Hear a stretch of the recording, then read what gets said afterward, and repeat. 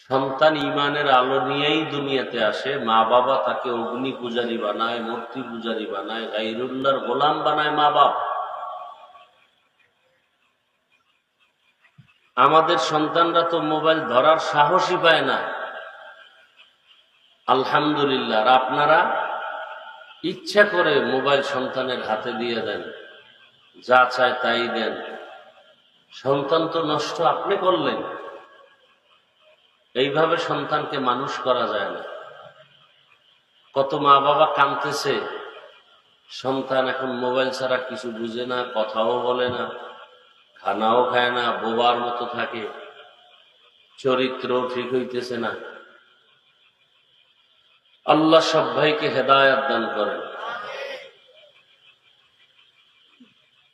বড়দের জন্য তো মোবাইল ক্ষতিকর, সে জায়গায় বাচ্চা মোবাইল হাতে নিবে কেন? যেখানে যারা টাচ মোবাইল হাতে নিয়ে আছেন, একজনে বুকে হাত দিয়ে কি বলতে পারবেন আপনার চরিত্র ভালো, আপনি গুনাহ করেন না? টাচ মোবাইল চালান, আপনার হাতের গুনাহ হয় না, চোখের গুনাহ হয় না, জবানের গুনাহ হয় না, অন্তরের গুনাহ হয় না, এটা বলা যাবে? আপনি তো একটা চরিত্রহীন মানুষ। নিজেরে ভাবতেছেন তো অনেক বড় বুজুর্গ।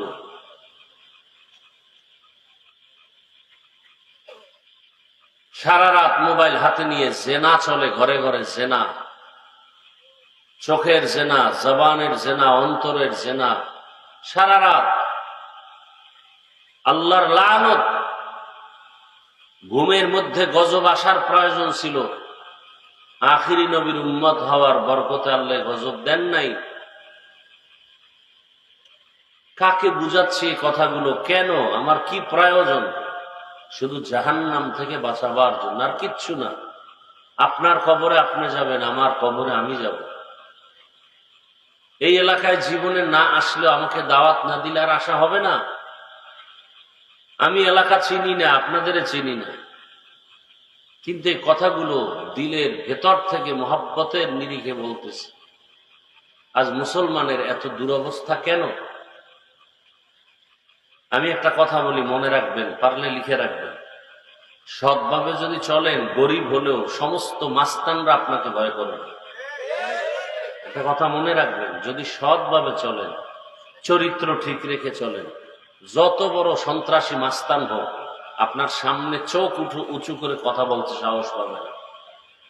আল্লাহর জাতের কসম করে বলছে, আপনি গরিব হলেও বড় লোকেরা আপনার সামনে কথা বলবে না, সাহসী হবে না। চরিত্র এমন একটা অমূল্য সম্পদ। আর চরিত্র যদি খারাপ হয়, কোটি টাকার মালিকও রিক্সার ড্রাইভারের জুতার বাড়ি খায়। নিজের থেকেই সে দুর্বল হয়ে যায়। চরিত্র এমন একটা সম্পদ, নিজের থেকে সে দুর্বল হয়ে যায়। এত শক্তি, কথা বলার কিচ্ছু থাকে না, হারিয়ে ফেলে মুহূর্তের মধ্যে। দেখছেন নি অবস্থা? আপনাদের এই মাহফিল কর্তৃপক্ষ কেউ নাই, আমাকে কেন দাওয়াত দিলেন বলেন তো?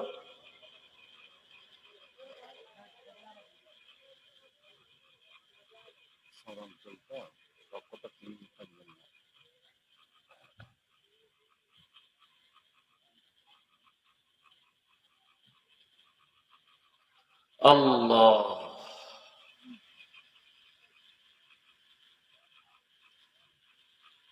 যাই হোক, মোবাইল নিয়ে দুই একটা কথা বললাম। আল্লাহ মোবাইলের গুনাহ থেকে আমাকে হেফাজত করেন, আপনাদেরকেও হেফাজত করেন।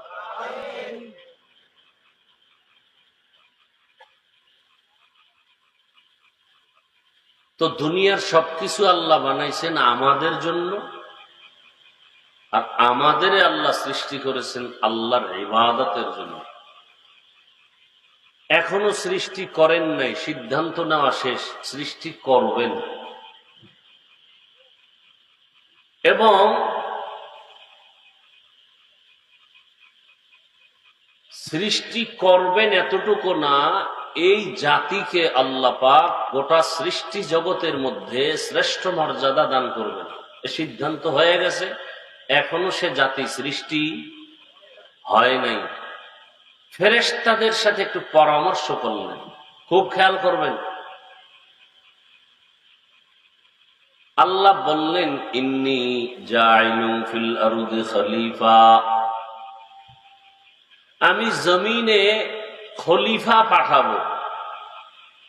খলিফা মানে যারা জামা কাপড় সেলাই করে, তারা রাজনীতির নেতা।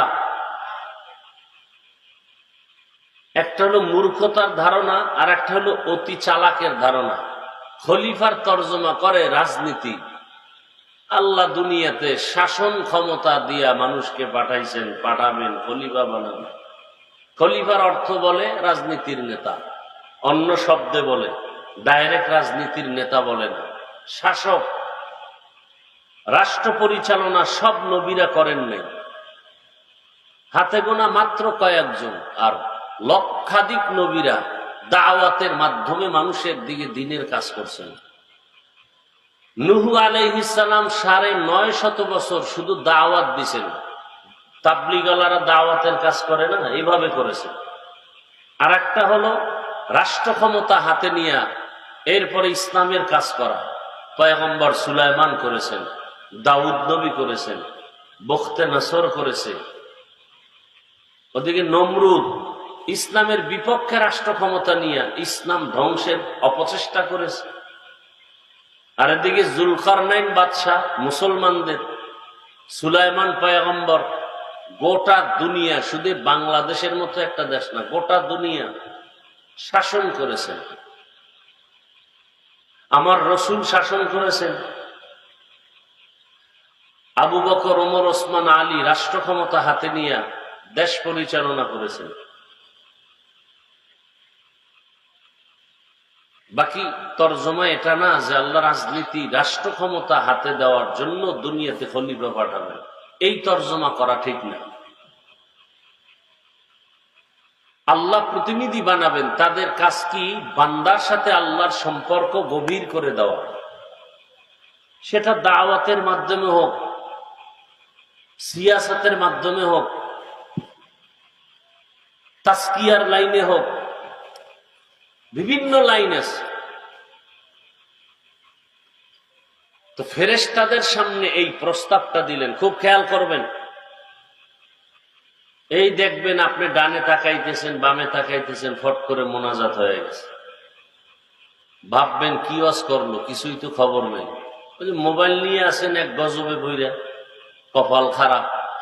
24 ঘন্টা মোবাইল চালান, 1 ঘন্টার জন্য আল্লাহ বেহেশতের বাগানে নিয়ে আসছেন, এই টাইমটাও মোবাইল থেকে আপনি দূরে থাকতে পারেন না। আপনার কপাল কত খারাপ যে 1টা ঘন্টা মোবাইল থেকে একটু দূরে থাকবেন, তা পারতেছেন না। মানে শয়তান এখানেও আপনাকে ওয়াসওয়াসা দিতেছে। অথচ আপনি চাইলে বয়ানটা ভালো করে শুনে, যদি আপনার বয়ানটা রেকর্ড রাখতে মনে চায়, মিডিয়াওয়ালাদের থেকে আপনি ফজরের পরে নিয়ে নিতে পারবেন, কি পারবেন না? বুদ্ধি থাকলে আর বুদ্ধি দিতে হয় না। এতটুকু বুদ্ধি যাদের নাই, এরা কচু গাছ খোঁজা দরকার। এদের মাথা নষ্ট, বুদ্ধির বন। বক্তা বাদ দাও, মোবাইল বাদ দেওয়া যাবে না। মা বাবা বাদ দাও, মোবাইল বাদ দেওয়া যাবে না। আজকে অপকর্ম আমার দেশে যা হয়, 75% অপকর্ম মোবাইলের কারণে হয়। আরো বেশি বললে বলা যায়, আমি এতটুকু বললাম। মোবাইল তাজা তাজা প্রাণ কেড়ে নিচ্ছে এই মোবাইল। আকাশচুম্বী সম্মানওয়ালা বাবার সম্মান ধুলায় মিশিয়ে যাচ্ছে এই মোবাইল। এই মোবাইলের কারণে সন্তান এমন অপরাধ করে, মা বাবা লজ্জায় মুখ দেখাতে পারে না এলাকায় মানুষের সামনে। এই মোবাইলকে কেন্দ্র করে লেখাপড়া ধ্বংস, চাকরি শেষ, সরকারের টাকা খায় চোরের মতো। ডিউটি 8 ঘন্টা করে, 5 ঘন্টা 2 ঘন্টা আড্ডা মারে। কি আছে না নাই? সত্য কথাটা বলে গেলাম। আমরা আপনাদের যদি সতর্কমূলক না বলি, কে বলবো? বলার আলেমও এখন কমে যাইতেছে। টাকার লোভে হক কথা বন্ধ, ক্ষমতার চেয়ার পাবে তলে তলে, এই জন্য হক কথা বন্ধ।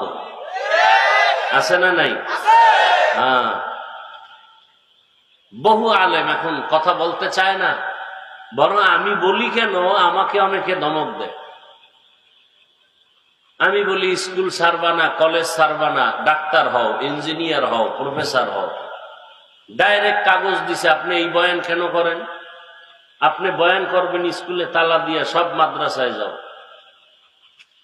আমি বললাম এই বয়ান সব বক্তারা করে, আমি একটু আলাদা করি, যে ডাক্তার হও তবে বেয়াদব হয়েও না, প্রফেসর হও আহমদ শরীফের মতো বেঈমান হয়েও না, ডাক্তার হও তাসলিমার মতো বেঈমান নাস্তিক হয়েও না, আদর্শবান নেককার ডাক্তার হও। আমার দেশে আলেম ওলামা, পীর মাশায়েখ, বক্তা, মুফতি, মুহাদ্দিসের অভাব নাই। আমার দেশে ডাক্তারের অভাব, ইঞ্জিনিয়ারের অভাব। বাচ্চা হসপিটালে নিছে, নর্মাল ডেলিভারি হবে, এটাকে সিজারে নিতে হবে। শুধু বিষয় কি, টাকা বেশি। এমন ভয় দেখাবে মহিলাকে, যেই ভয়ে ওদিকে বাবারও ঘুম নাই, মহিলারও ঘুম নাই, সিজার করা ছাড়া উপায়ও নাই। আল্লাহ, এ কথা বলারও মানুষ নাই, শোনারও মানুষ নাই, বিরোধিতা করার মতো বেয়াদবের অভাব নাই। আল্লাহ হেদায়েত দান করুন।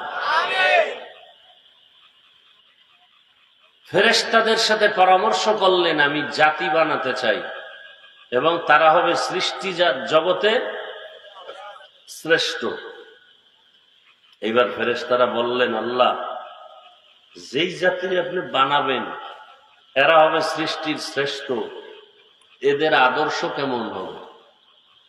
আল্লাহ ভিন্ন আয়াতে বললেন, والشمس وضحاها والقمر إذا تلاها والنهار إذا جلاها والليل إذا يغشاها والسماء وما بناها والأرض وما طحاها ونفس وما سواها فألهمها فجورها وتقواها در قیامت ای زمین در نیک و بد کہ زنا دیدہ گواہی হাত। অনেকগুলো জিনিসের শপথ করে আল্লাহ বললেন, যেই মানব জাতি বানাবো এরা হবে সৃষ্টির শ্রেষ্ঠ। এদের আদর্শ কেমন? এরা চাইলেই গুনাহ করবে, এরা চাইলেই নেক আমল করতে পারবে। ফাআলহামাহা ফুজুরাহা ওয়া তাকওয়াহা। এবার ফেরেশতারা কি বললেন? নাহনু নুসাব্বিহু বিহামদিকা ওয়া নুকদ্দিসু লাক। হে মালিক, আপনার প্রশংসার ইবাদতের জন্য, গুণগানের জন্য আমরা ফেরেশতাই যথেষ্ট। এটা বললেন ডাইরেক্ট। আর মনে রাখলেন আর এক প্রশ্ন, শ্রেষ্ঠ পাপীরা হবে কেন? আমরা নেক ওয়ালারাই তো শ্রেষ্ঠ হওয়ার যোগ্য। আল্লাহ কি জবাব দিলেন? ইন্নী আ'লামু মা লা তা'লামুন।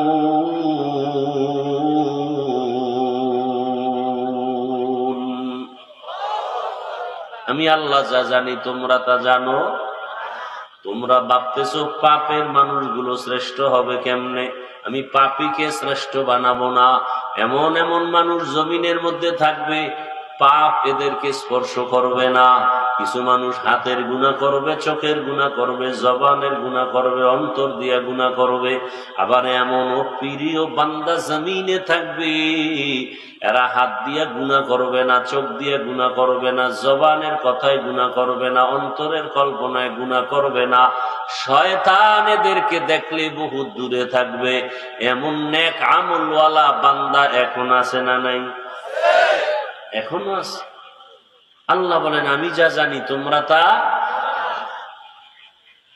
এইবার আল্লাহ পাক বলে, তোমরা শ্রেষ্ঠ হওয়ার যে একটা দাবি অন্তরে রাখছো, আমি বাস্তবে এটার একটা নমুনা দেখাই। এই খেয়াল করেন, কথা কোথার থেকে কোথায় যাই। বিষয়বস্তু যেটা নিছি এটা শেষ করতে বহু টাইম, বাকি আমি আধা ঘন্টায় শেষ করে দিব। মূল কয়েকটা কথা বলো। পুরো বয়ান করলে সারা রাতেও শেষ করা যাবে না, যে আয়াত নিছি। আল্লাহ নমুনা বানাইতে গিয়া এইবার এখন তো আমরা জমিনে আছি, গাছপালা আছে, এই পরামর্শ চলতেছে, জমিন তৈরি হয় নাই, সৃষ্টি জগতের কিচ্ছু নাই, মানুষও সৃষ্টি হয় নাই, দয়াময় আল্লাহ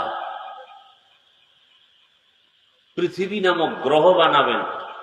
সিদ্ধান্ত হয়ে গেল, কেমনে বানাবেন? আল্লাহ একটা মুক্তা বানালেন। মুক্তা নাম শুনছেন? মুক্তা কি অনেক বড় হয় না ছোট? কোথায় হয় জানেননি? সমুদ্রের ঝিনুকের ভেতরে। ভাদ্র মাসের অমাবস্যার রাত ওরা সমুদ্রের পাড়ে আসে, ওই ঝিনুক হা করে তাকায় থাকে, আল্লাহর রহমতের বৃষ্টির ফোঁটা পড়ে। সব ফোঁটায় কিন্তু মুক্তা হবে না। আল্লাহ যেই ফোঁটা চাইবেন ওই ফোঁটা ঝিনুকের মধ্যে পড়বে আর মুক্তা হবে। আস্তে মুখটা বন্ধ করে ঝিনুক সমুদ্রের পানির মধ্যে চলে যাবে। আল্লাহ কুদরতের দ্বারা মুক্তা বানাইয়া মুক্তাকে বললেন, পানি দাও, পানি দাও, পানি দাও। পানি দেওয়া শুরু করলো। একটা মুক্তা থেকে এই পরিমাণ পানি আসলো। মুফাসসিরিনে কেরাম, ঐতিহাসিকগণ লিখছেন 20 কোটি বর্গমাইল এরিয়ায় পানি ভরপুর। সুবহানাল্লাহ। না একবার সুবহানাল্লাহ বললে জান্নাতে একটা বিশাল বড় ফলের গাছ হয়ে যাবে। এক সোরার ঘরের সোরায় খায়, আমি জান্নাত পাইলেই সারবো, আমার গাছের দরকার কি? কি বহু চালাক মানুষ আছে না? ভাই আপনার দাওয়াত কা? আলহামদুলিল্লাহ। আপনার বাড়ি? বলে নাউজুবিল্লাহ। ভাইরা আমার, 20 কোটি বর্গমাইল পরিমাণ পানি আসলো। এখন আপনি বলবেন এটা কেমনে সম্ভব? এটা গাঞ্জাখুরি কথা। একটা মুক্তা থেকে এত পানি কিভাবে আসে? অনেক কথা বুঝে আসলেও মানতে হবে, না হয় ঈমান চলে যাবে। আবার অনেক বিষয় বুঝে আসবে না, তারপরও মানতে হবে। কি সব কথা বুঝে আসবে? আলিফ লাম মিম আসেনি কোরআনে? এখন এটার কোনো অর্থ আছে? নবীও বলে অর্থ জানি না। আবু বকর সিদ্দিক বলেন এর অর্থ জানি না। আল্লাহু আ'লামু বিমুরাদিহি বিযালিক। এখন এর অর্থ আমিও জানি না। না যাই না যদি এখন আমি আলিফ লাম মিম পড়ি, সওয়াব হবে না গুনাহ? কিন্তু একদল ইউটিউবে বয়ান করে, ইউটিউবে এরা মিডিয়া ব্যক্তিত্ব। আমি কি মিডিয়া ব্যক্তিত্ব? আমি মিয়া ছাত্র জীবনে সেই 2000 সাল থেকেই ধরেন, এর আগে টুকটাক বয়ান করি, 2000 সাল থেকে বয়ান করি। আমি মাওলানার সার্টিফিকেটের শেষ করছি 2004-এ, মাওলানা হয়ে বের হয়েছি মাদ্রাসা থেকে। তাহলে 2000 থেকে আমি বয়ান, তখন 12 মাস আমার বয়ান চলে বলতে গেলে, 2-1 মাস ছাড়া।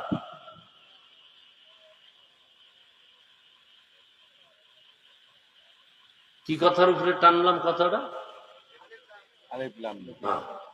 এখন এই যে আলিফ লাম মিমের, অনেকে ইউটিউবের বক্তা যারা মিডিয়া ব্যক্তিত্ব, এরা কি বয়ান করে?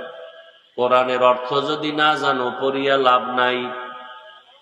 এখন এগুলি যে বলে, আমি সহজ সহজ কথায় বয়ান করি, তো বিস্তারিত প্যাসের কথা কম বলি। যারা বলে কোরআন না বুঝিয়া কোরআনের অর্থ না বুঝে পড়লে লাভ নাই, এরা আহলে হক না। এরা আহলে হক। এখন এরা কি, ওটা আমার বলার দরকার নেই, এতটুকু আপনারা জানেন এরা কি না? আহলে হক না। এরা উম্মতকে কোরআন থেকে, এবার রসুল কি বলে? এই মিডিয়ার ব্যক্তিত্বের বয়ান শুনবো না রসুলেরটা আগে শুনবো? قال النبي صلى الله عليه وآله وسلم من قرأ حرفا من كتاب الله। আল্লাহ রসুল বলেন যে একটা অক্ষর কোরআনের উচ্চারণ করবে, ফালাহু হাসানা ওয়াল হাসানাতু বিআশরি আমসালিহা।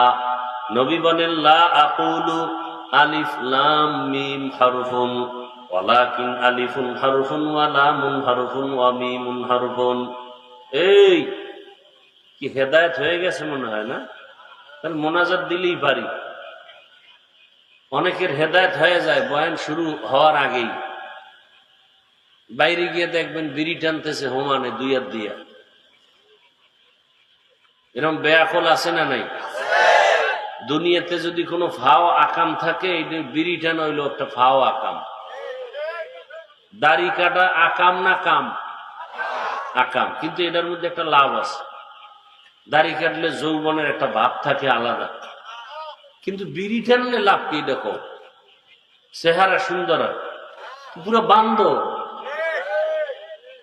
ঠোঁট গুলো গোলাপের পাপড়ির মতো লাল না কালো?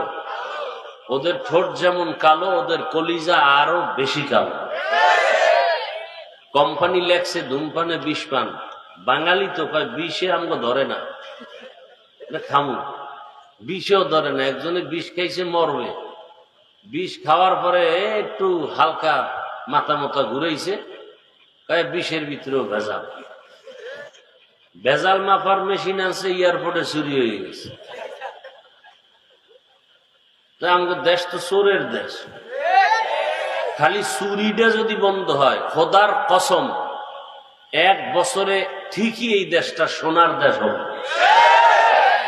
খালি চুরিটা বন্ধ হইল। এত ছোটখাটো চুরি না, পুরা দেশটারে বিক্রি করার চুরি, এক একটা খাত বিক্রি করার চুরি। বিদ্যুৎ খাতে কি পরিমাণ চুরি দেখছেন? এই যে রাস্তায় তেল নাই, সেদিন ওয়াজে যামু, এই তেল দেবা নাই লজ বাদ। ঢাকায় পিডি কিলাকিলি ম্যানেজারের মাইরেই ফেলাইছে পিডাই। আচ্ছা, নতুন ভাবে কি এই ইরান থেকে তেল আসছে? এখন গেল কই এই কিলাকিলি? এই সিন্ডিকেট কেন? এই ক্ষমতাটা আমারে যদি দেয়, 1 সপ্তাহ টাইট করে ফেলাইতাম। কারণ আমরা তো চুরি করার অভ্যাস নাই। আমগো ওই যে গ্রামে কয় না, যারা দিয়ে ভূত সারামু এরাই ভূতে পায়। তো চোর দিয়ে কোনোদিন চোর শায়েস্তা করা যায় না। ভালো মানুষ দরকার। কি মানুষ? ভালো মানুষ। এই ভোটের আগের রাইতে যারা টাকা খাইছেন, কি পরিমাণ খাইছেন! পীরের মুরিদেও খাইছে, তাবলিগলায়ও খাইছে। যারা খাইছে ওরাও জালেম, যারা খাওয়াইছে ওরাও জালেম। এরা সবগুলো 2 নাম্বার। 2 নাম্বার দিয়ে কি 1 নাম্বার মাল আইব নাকি? কথা বলেন না কেন? আমার কথা রাগ করেন? করলেও বলবো, বলেই যাব মৃত্যু পর্যন্ত।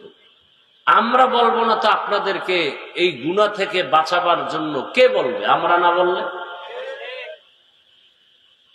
আল্লাহ হেদায়েত দান করুন। আল্লাহ, একটা মুক্তার থেকে কয় কোটি বর্গমাইল পানি? 20 কোটি বর্গমাইল পানি আছে। আচ্ছা, বট গাছ চিনেননি? বট গাছ, বট গাছটা হয়েছে কি জিব্রাইল আমিন দিয়ে গেছে? ওটা তো একটা কি কয় এটারে, বিচির থেকে হয়েছে না? সেই বট ফলটার থেকেই তো হয়েছে। ওটা কি অনেক বড় না ছোট? এখন আমাকে যদি প্রশ্ন করি, জবাব দেন, এই ছোট বট ফল থেকে বিশাল বড় গাছ বাইরে হইল কেমনে? একজনে পাগল হয়ে গেছে যে আয়নার ভিতরে চেহারাটা ঢুকলো কোন ছিদ্র দিয়া। পাগল, এই বেউসি হয়ে রয়েছে আধা ঘন্টা, যে ঢুকলো কোন জায়গা দিয়ে।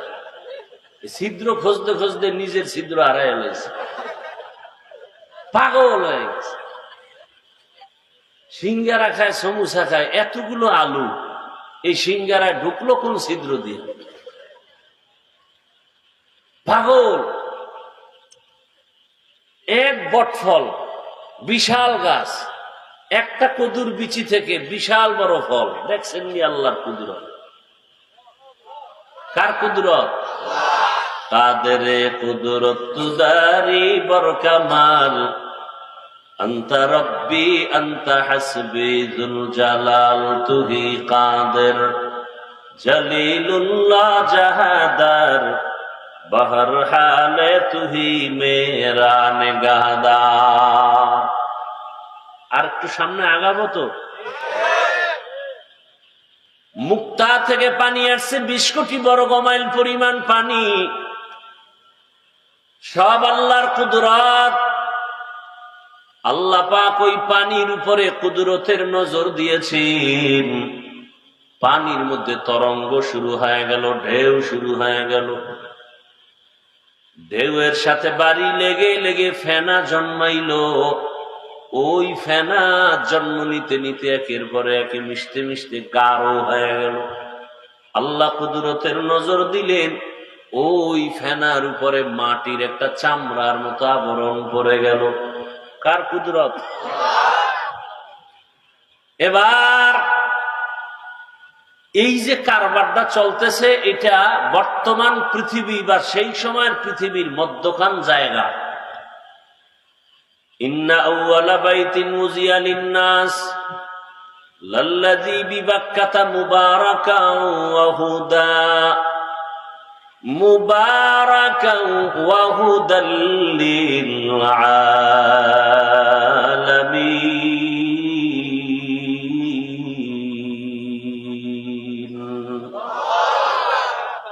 বাক্কা নগরীতে আল্লাহ ঘর বানাইলেন মানুষের কল্যাণের জন্য, মোবারক বরকতপূর্ণ ঘর, হেদায়েতের ঘর।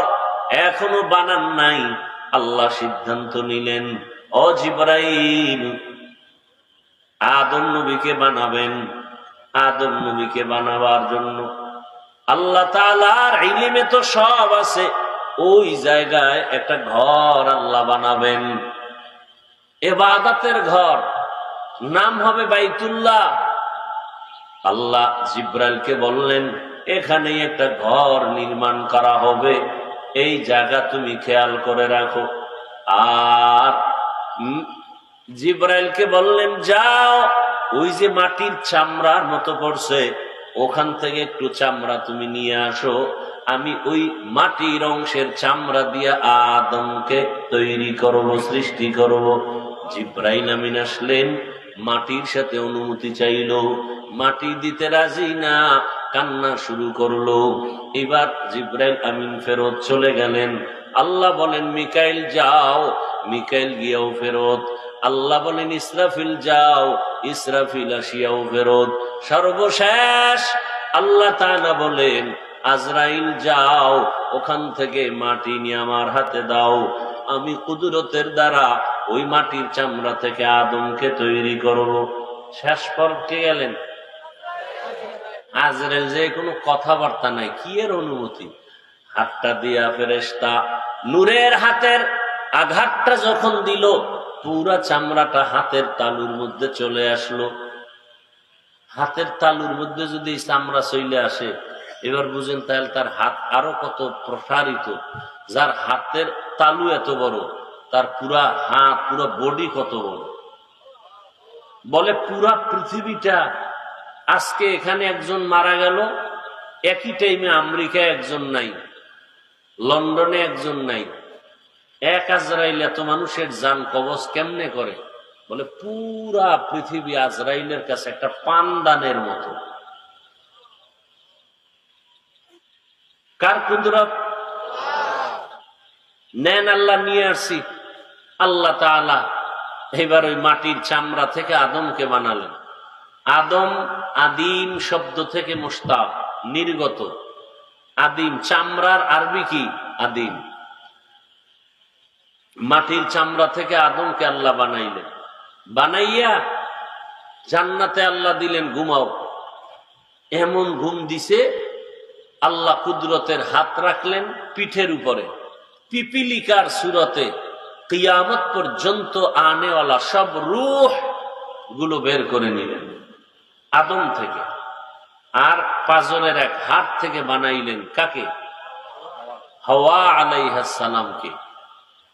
আম্মা জান হাওয়া আলাইহিস সালাম, হাওয়া হাইয়ুন থেকে হাওয়া, ওয়ায়ের উপরে তাসদীদ।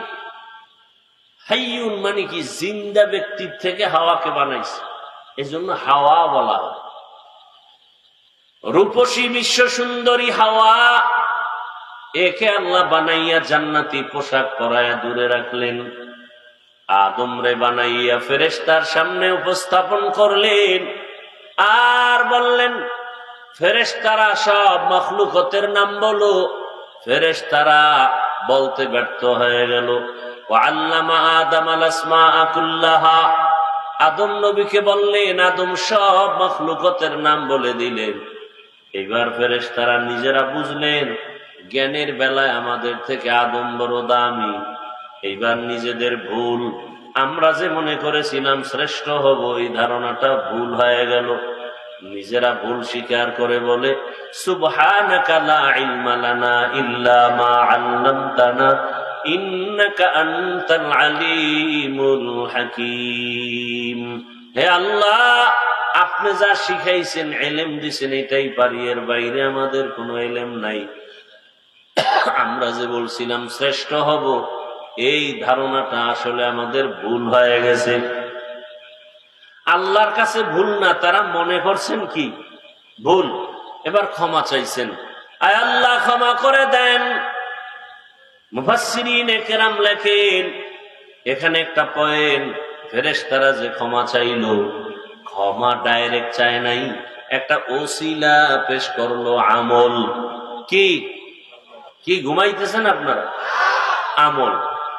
দেখেন ফিতনা আমার দেশে এত বেশি, পৃথিবীর কোন রাষ্ট্রে ইসলাম নিয়ে এত ফিতনা নাই। বাংলাদেশে যেই পরিমাণ ফিতনা, নামাজে দাঁড়াবেন হাত বাঁধা নিয়ে ফিতনা, আলহামদু সূরা পড়বেন আমিন নিয়ে ফিতনা, জানাজায় দাঁড়াবেন পেছনে আলহামদু সূরা নিয়ে ফিতনা, কোরবানি আসতেছে কোরবানির মধ্যে আকিকা ঢুকবে কিনা ফিতনা।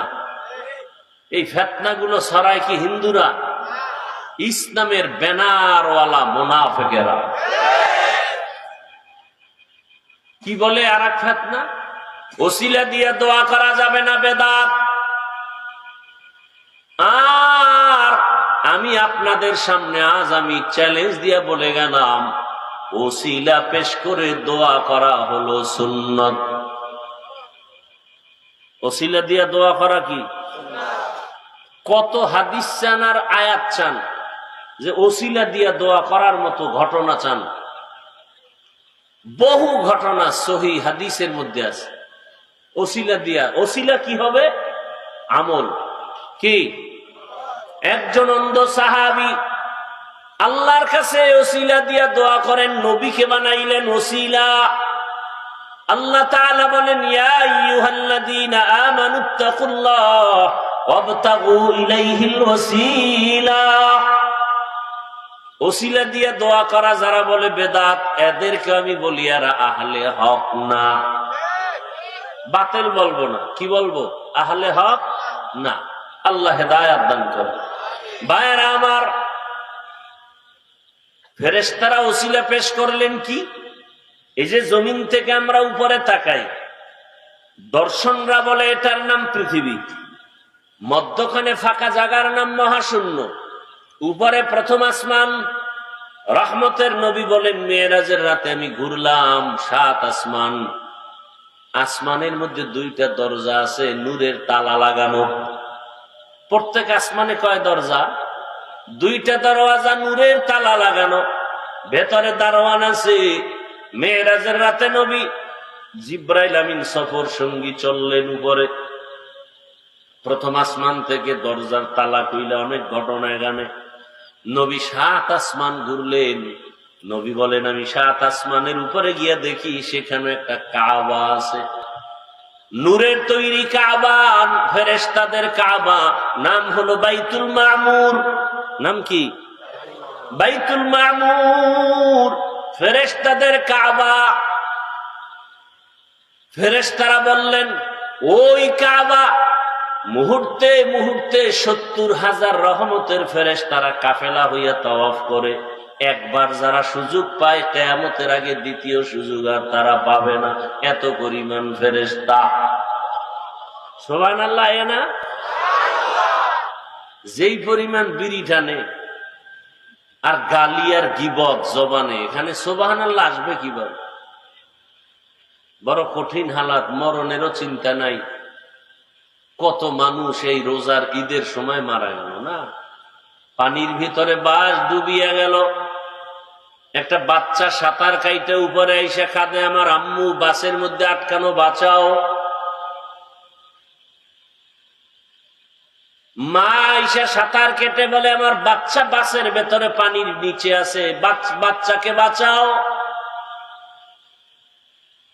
দুনিয়ার হালাত বড় কঠিন, চোখের সামনে তাজা তাজা প্রাণ প্রতিদিন চলে যায়। এমন একটা দিন নাই যে বাইকে অ্যাক্সিডেন্টে মানুষ মরে না। বিশেষ করে যুবক যুবতীদের মরণের লাশটাই বেশি। ঘুমের বিছানায় যুবকের লাশ, পানির নিচে যুবকের লাশ, ঘরের বিছানায় যুবকের লাশ। কয়দিন আর যৌবনের বাহাদুরি করবা? ও যুবক, তোমার দাদার দিকে তাকায় দেখো, হাঁটতে পারে না, সেও কিন্তু তোমার মতো একদিন টকটকে যুবক ছিল, ঠিক নেই? তুমিও একদিন এই যৌবন হারায় ফেলবা, হারবাল কোম্পানি ওই যৌবন ফেরত দিতে পারবে না। কি একদিন তুমিও দুর্বল হয়ে কবরের বিছানায় পড়ে যাইবা। ফেরেশতারা বললেন, হে মালিক, ওই বাইতুল মামুর নূরের কাবা আমরা যে তাওয়াফ করেছি, ওই তাওয়াফের ওসিলায় আমাদের মাফ করে দাও। মনে আছে কথা? খেয়াল করেন, কিন্তু ফেরেশতারা গুনাহ কি জিনিস চিনেই না, এরপরও নিজেরা ভুল স্বীকার করতে গিয়া, ক্ষমা চাইতে গিয়া একটা ওসিলা পেশ করলো, কাবার তাওয়াফ, নূরের কাবার। আল্লাহ পাক বলেন, ফেরেশতারা, ও জিবরাইল, যেই মানুষ, যেই ফেরেশতারা তোমরা ওসিলা পেশ করো না ক্ষমার জন্য, কিন্তু যাদের আমি দুনিয়ায় পাঠাবো, যেই মানুষ চাইলেই গুনাহ করবে, চাইলেই গুনাহ করবে, হাতের গুনাহ, জবানের গুনাহ, এই মানুষ দুনিয়ায় থাকিয়া গুনাহ করার পরে ক্ষমার একটা ব্যবস্থা তো তাদের বেলায় করা দরকার। আল্লাহ কয়, জিবরাইল যাও, ওই যেখান থেকে মাটি আনছো ওখানে একটা কাবা বানাও। ওটা ফেরেশতাদের কাবা না, ওটা আমার বান্দাদের জন্য কাবা। ইন্না আউওয়ালা বাইতুন উযিআ লিন-নাস, পৃথিবীর প্রথম ওই ঘর মানুষের কল্যাণের জন্য। জিবরাইল, ওই কাবা বানাও।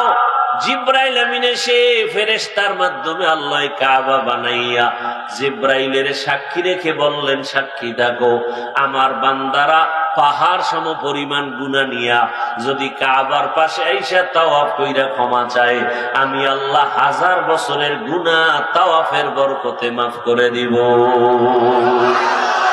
আতিনা ফি দারে দুনিয়া না হাসান, আতিনা ফি দারে উকবা না হাসান, ইয়া গিয়াসাল মুস্তাগীসিন ইহদিনা লিফতিখারা বিল উলুমে ওয়াল গিনা।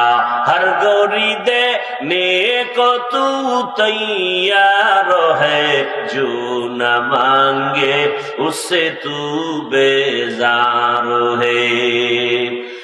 আল্লাহ তাআলা কাবা বানায় রাখলেন, ঘোষণাও দিয়ে দিলেন। এবার আদমকে বানাইয়া, হাওয়াকে বানাইয়া জান্নাতে রাখলেন। জমিনে এখনো আবাদ হয় নাই। আল্লাহ তাআলা আদম নবীকে দুনিয়ায় পাঠাবার 2000 বছর আগে এই জমিনে বসবাস করেছে। আল্লাহ তাআলার মখলুক হলো জিন জাতিরা। কাবারে মাঝখানে রাইখা ডাইনে বামে চতুর্পার্শ্বে জায়গা বাড়াইতে থাকলো, জমিন বাড়লো, জমিন বাড়লো, জমিন বাড়লো। পানির উপরে, কিন্তু কিসের উপর? এখন নড়াচড়া করে, নড়াচড়া করে, নড়াচড়া করে। নড়াচড়া করলে বান্দা থাকবে কেমনে? বাসিন্দারা থাকবে কিভাবে? আল্লাহ প্যারাক মেরে দিলেন পাহাড় দিয়া। কি দিয়া? আলাম নাজআলিল আরদা মিহাদা ওয়াল জিবালা আওতাদা, পৃথিবী নামক গ্রহটাকে আল্লাহ স্থির করার জন্য প্রথম যেই পাহাড় দিয়ে প্যারাক মারলেন ওই পাহাড়ের নাম জাবালে আবু কুবাইস। পাহাড়ের নাম কি? জাবালে আবু কুবাইস। বাইতুল্লাহর পাশে ওই পাহাড়, আল্লাহ পাহাড় ওটা প্রথম বানাইয়া এরপরে প্যারাক মেরে দিলেন। আদমকে দুনিয়ায় পাঠাবার আগে জমিনটা টেস্ট হলো।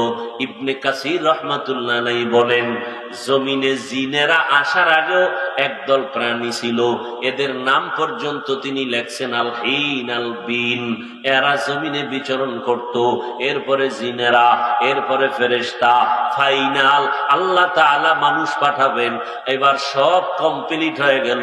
জমিনে বান্দা থাকার জন্য বাতাসের দরকার ব্যবস্থা হলো, পানির প্রয়োজন ব্যবস্থা হলো, সূর্যের আলোর প্রয়োজন ব্যবস্থা হলো, চাঁদের আলোর প্রয়োজন ব্যবস্থা হলো। এবার আল্লাহ আদমরে দুনিয়ায় পাঠাইলেন হাওয়ার সাথে। এর পিছনে অনেক ঘটনা আপনার আগে পিছনে শুনছেন। আদমরে পাঠাইলেন চরণদ্বীপ ভারতের জমিনে। কোথায়? কোথায়? এটা কি নতুন শুনছেন? আর হাওয়াকে পাঠাইছেন কোথায়? জিদ্দা, আরবে। আদম আলাইহিস সালাম চরণদ্বীপ জমিনে আসছে। আবহাওয়া জান্নাতি হাওয়া, আর এই হাওয়া কি একনি? শরীরের সাথে মিলে না, কষ্ট হয়। আল্লাহ কয়, রে আদম, শরীরের সাথে দুনিয়ার হাওয়া বাতাস যদি একজাস্ট করতে চাও, আমার কাবা সুন্দর করে তওয়াফ করো এবং সুন্দর করে কাবা আবার নির্মাণ করো। আদম নবী তওয়াফ করার জন্য ভারতের জমিন থেকে হেঁটে হেঁটে গিয়া 1000 বার হজ করেছে। কয় হাজার বার? কোথার থেকে হেঁটে গিয়া? ভারত থেকে হেঁটে গিয়া। তাহলে ভারত আমার বাবার দেশ। কালকে লিখবি না বেয়াদবেরা যে আমি ভারতের দালাল। আমি বলি তোর 14 গোষ্ঠী দালাল। ভারত ওই বরকতি জমিন, যেই জমিন থেকে শুরু হয়েছে বাইতুল্লাহর হজ। ভারত ওই বরকতি জমিন, যেই জমিনের রাজধানীতে আজও দাঁড়িয়ে আছে মুসলমানের ঐতিহ্য কুতুব মিনার। কি সত্য কথাটা বলেন না কেন? না আমি বানায় বলতেছি, মিথ্যা বলতেছি? ভারত ওই বরকতি জমিন, সারা দুনিয়াতে যে ইসলামের খেদমত চলে তার পাওয়ার হাউস ভারতে দেওবন্দ। কি অস্বীকার করবেন? মাথার চুলি উকুন হইছে, এখন এই উকুন যন্ত্রণাদায়ক। চিকিৎসা কেমনে করবো? কল্লা ফলাও। কি এই চিকিৎসা? উকুন মাথায় হইছে, চুল ফালায় দাও। কি ফালায় দাও? চুল ফালায় দাও। স্কুলে ছাত্র অন্যায় করছে, ছাত্রের বিচার করো। স্কুলে তালা দেবা? মাদ্রাসায় কেউ অন্যায় করছে, অন্যায়কারীর বিচার করো। মাদ্রাসা খারাপ হয়ে যাবে? আওয়ামী লীগের কেউ অন্যায় করছে, অন্যায়কারীকে শাস্তি দাও, জেলখানায় ঢুকাও, ফাঁসি লাগলে ফাঁসি দাও। তার মানে সবাই খারাপ? বিএনপির মধ্যে কেউ যদি অন্যায় করে বিচার করো, বিচারের আদালতে নিয়ে, প্রয়োজন হলে ফাঁসি দাও। এজন্য সব বিএনপি খারাপ? ভারতের জমিনে উল্টা পাল্টা আজ আমার মুসলমানের উপরে কি পরিমাণ অত্যাচার, স্টিম রোলার চাপাই দেওয়া হচ্ছে, কি পরিমাণ আক্রমণ। আসামে মুসলমানের, হিন্দু উগ্রবাদীর আক্রমণ। এখান থেকে মুসলমানকে বাঁচাও, আন্দোলন করো। তার মানে ভারতের এই ঐতিহ্য কি আমাদের যেটা আছে এটা খারাপ? কি দেওবন্দ খারাপ? ভারত খারাপ মানে দেওবন্দ খারাপ? কি আজীব কারবার। বুঝারও চেষ্টা করেন। এই বয়ান সেদিন এক জায়গায় করছি, এক দলের চান্দি পুরো গরম, আজও পর্যন্ত গরম, এগুলো ঘুমই নেই। বয়ান করছি আমি, খাইয়া লইয়া আর আমি ঘুমাইছি, আর অব ঘুম নাই আমার চিন্তায়। কেমন বেয়াদব চিন্তা করে। মা বাবার অভিশপ্ত বেয়াদব সন্তান ছাড়া আলেমের বিরোধিতা করতে পারে না। এতক্ষণ পর দয়া হইল একটু না?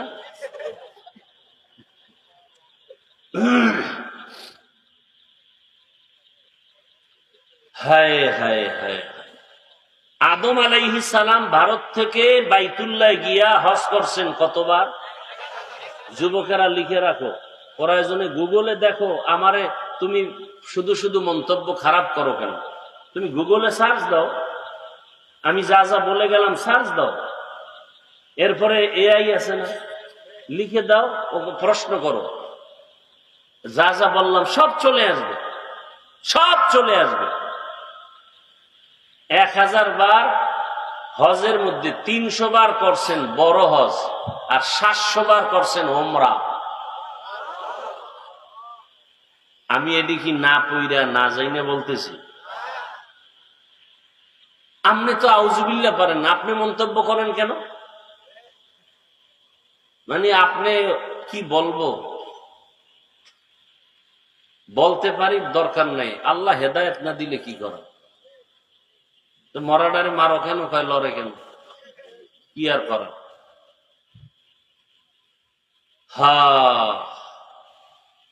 পয়গম্বর আদম বাইতুল্লাহর তাওয়াফ করলেন, পরিবেশ তার অনুকূলে হয়ে গেল। বাইতুল্লাহর দূরে আরাফার ময়দান, আম্মাজান হাওয়ার সাথে মোলাকাত হয়ে গেল। দুইজনকে আল্লাহ অর্ডার করলেন, সংসার চালু করে দাও। সংসার চালু করবে। আল্লাহ আস্তে আস্তে সব ব্যবস্থা করে দিলেন। তরকারি লাগবে, আল্লাহ ব্যবস্থা করলেন। এখন আগুন লাগবে পাক করতে। কি আদমকে আল্লাহ আগুন না থাকলে কেমনে করবো? গরম করতে হইব না? এবার আল্লাহ কা জিবরাইল আগুন লয়ে যাও। এমন আগুন লয়ে আইছে যে তরকারি তো দূরের কথা, ওর পাতিল মাতিল পুইরা কিচ্ছু নাই। ও আল্লাহ আগুন দিলে এই আগুন। আল্লাহ বলেন, জিবরাইল আগুনটা সমুদ্রে গিয়া 3 বার চুবানি দাও। 3 চুবানিতে 3000 বছরের তাপ কমে গেছে। আরো আস্তে করে বলে, এইবার বাকি আদমকে আগুন দাও। আদমের যা লাগবে বাকি আগুনটা পাহাড়ে পাথরে ফেলে দাও। এই জন্য পাহাড়ের পাথরের মধ্যে আগুন আছে, পানির মধ্যে আগুন আছে, আমাদের কাছেও আগুন আছে। পানিতে আগুন আছে না? পাথরে আছে না? আছে। আদম নবী সংসার শুরু করলেন। 2 জন আম্মাজান হাওয়া সহ বছরে বছরে 2 জন সন্তান আল্লাহ দান করলেন। 1 জন ছেলে, 1 জন মেয়ে।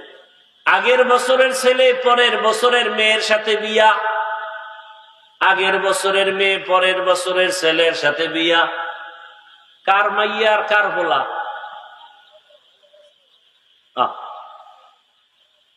এই এরা যায় কই? তা আমরা যাবো না? এরা যাইব 5 মিনিটের পথ।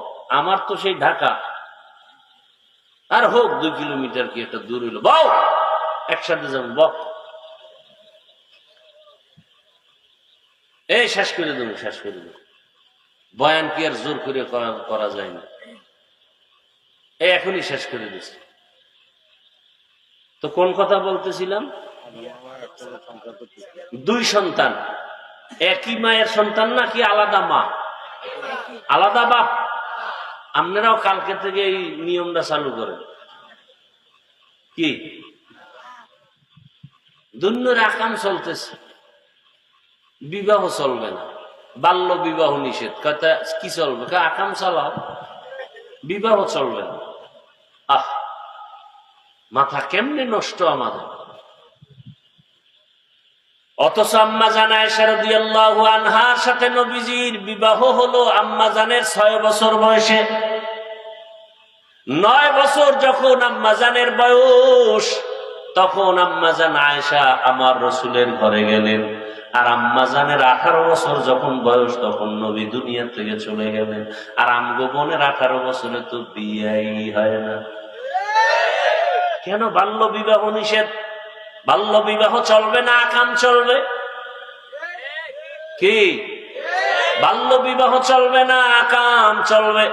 এজন্য বেপরদাও বেড়ে গেছে, মোবাইলও বেড়ে গেছে, গুনাহ বেড়ে গেছে। অথচ হালাল ভাবে বিবাহ করলে তো আর এই গুনাহ হতো না। বুঝার ক্ষমতা নাই, বুঝানোরও ক্ষমতা নাই। আল্লাহ তাআলা সবাইকে দ্বীনের সহি বুঝ দান করেন, আমিন। আদম আলাইহিস সালাম দুনিয়া থেকে এক পর্যায়ে বিদায় হয়ে গেলেন। এই খেয়াল করেন, আমি গুছাই নিছি, কিন্তু সব কথা বলা যাবে না। আদম নবী বিদায়ের 600 বছর পর এখন আর উম্মতেরা নবী পায় না। মানুষগুলো কেমন যেন মূর্তি পূজা শুরু করলো। আদম নবী বিদায়ের কত পর? 600 বছর পরে দুনিয়াতে মূর্তি পূজা চালু করায় দিল ইবলিস। মূর্তি পূজা চলতে থাকলো আরো 600 বছর। কত হইল টোটাল? আদম বিদায়ের 1200 বছর পর জমিনে এমন একটা মানুষ ছিল না যে মূর্তি পূজা করে নাই। আল্লাহ সেই সময় উম্মতের হেদায়েতের জন্য, দাওয়াতের জন্য নূহ নবীরে পাঠাইলেন। নূহ নবী 950 বছর পর্যন্ত দাওয়াত চালাইয়া মাত্র 40 জন মুমিনের মূর্তি পূজাতে ফিরাইয়া নিলেন। কয়জন? কয়দিনে? 950 বছরে 40 জন মাত্র মূর্তি পূজা ছাড়লো। আল্লাহ জানায় দিলেন, নূহ আমি জানি আর একটা মানুষও এই মূর্তি পূজা ছাড়বে না। নূহ নবীকে আল্লাহ যদি নাই ছাড়ে এগো মাইরা ফালাও না কেন? নবী দোয়াই করে ফেললেন, ক্বালা নূহুর রাব্বি লা তাযার আলাল আরদি মিনাল কাফিরিনা দাইয়ারা ইন্নাকা ইন তাযারহুম ইউদিল্লু ইবাদাকা ওয়ালা ইয়ালিদু ইল্লা ফাজিরান কাফফারা। আল্লাহ কয়, ঠিক আছে, দোয়া কবুল, সব চাইছ, তবে তুমি যাদের মুমিন বানাইছো আর তোমার সন্তানদের হেফাজতের জন্য একটা কিস্তি বানাইয়া আমি তুফান দিব, পানি বন্যা, কিস্তি বানাইয়া এদের কিস্তির মধ্যে রাখো। অন্যান্য প্রাণী এক জোড়া করে, এক জোড়া গরু, এক জোড়া হাতি, এক জোড়া মুরগি, এক জোড়া ছাগল, এক জোড়া পাগল, এরকম সব একটার মধ্যে উঠানোর জন্য কি বানাও? কিস্তি বানাও। আরে কি বানাও? কিস্তির অর্থ কি? এই একটা ফাও কথা কইলেন না? একটা নৌকার মধ্যে 2টা হাতি উঠলে আর 40 জন উঠলে, 40 জনই তো উঠতে পারেন, এর মধ্যে নৌকার তলা নেই। খারাপ খারাপ পড়বে পড়বে, এর মধ্যে পইরা 2টা হইয়ে পড়ছে পানির মধ্যে। কথা ঠিক না? তাহলে 40 জন মানুষ, এক জোড়া হাতি, এক জোড়া গরু, এক জোড়া ছাগল, এরকম যদি সব লয়, এই জন্য কি একটা নৌকা হবে? কি লাগবে? জাহাজ। এই নৌকা ঢুকে গেছে রক্তে রক্তে, মনে করছে আওয়ামী লীগেরও নৌকা, নূহ নবীরও নৌকা। কি ওটা নৌকা না জাহাজ? জাহাজ। বিশাল এক জাহাজ বানাইলেন। এবার তুফানে স্টার্ট হয়ে গেল। তুফানে সব সাফ, এমন সাফ হয়েছে বাইতুল্লাহ নাই, বাইতুল্লাহ নাই, নিশ্চিহ্ন হয়ে গেল পুরা জমিন। নতুন করে আল্লাহ নূহ নবীর 3 সন্তান দিয়া, হাম, সাম, ইয়াফাস, এই 3 জন দিয়া নতুন করে পৃথিবী আবার আবাদ হলো। এরা 3 জনে মিলে একটা শহর বানাইলো। তদানীন্তন সময় একটা আধুনিক শহর, কোরআনের ভাষায় ওই শহরের নাম বাবেল শহর। ইরাক নামের দেশের অন্তর্গত বাবেল। কি শহর? বাবেল। ওই শহরে এক সন্তান ছিল, খোদা দাবি করেনেওয়ালা নমরুদ। কি নাম?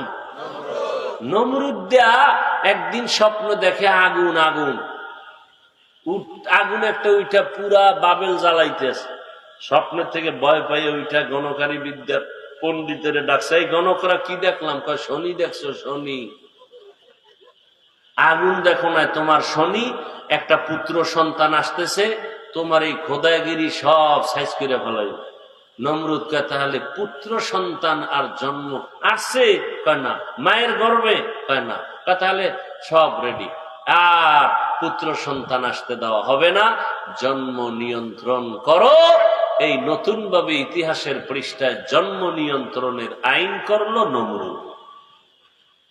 বার্থ কন্ট্রোল, হ্যাঁ, জন্ম নিয়ন্ত্রণ ইসলামে হারাম।